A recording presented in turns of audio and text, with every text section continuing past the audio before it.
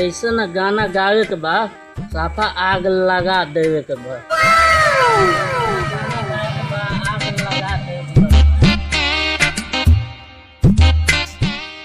Engineer जी recording चालू करी है बड़ा साफा गार्दा उड़ा दे के बा।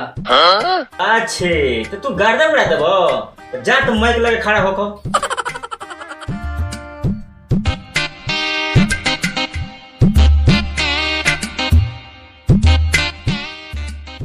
चलो अब गाओ।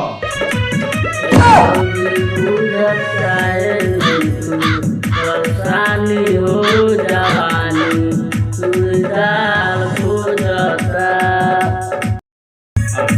ये भौजी बुझता यही गावल जाला यही गावल जाला।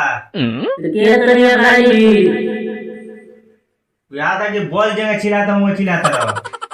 नइका चिन्हत हमरे ना हो दखल बोलमुआ हमरे के कहत नइखे गावे आओ एक बेर आलू देखत सापा गार्दा मचा दे एक बा बुझल अल्टल एक गो ना होई सापा गार्दा मचा दे एक बा ओके तैयार करी।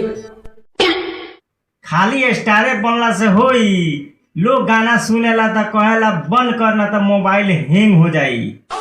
ए महाराज क्वेश्चन बानी ऑटो टून लगाई ऑटो टून आ मार्केट में सापा आग लगा दे के बाद चालू बोली गाना बाजी गाना सुपर हिट हो जाई सब 100 मिलियन पर करी 100 मिलियन। अब था लागल कि गाना कितना हिट होई छोड़ दी अपने से गाना ना गावल जाई कॉमेडी ठीक बा कॉमेडी करी अपने वही लायक बानी।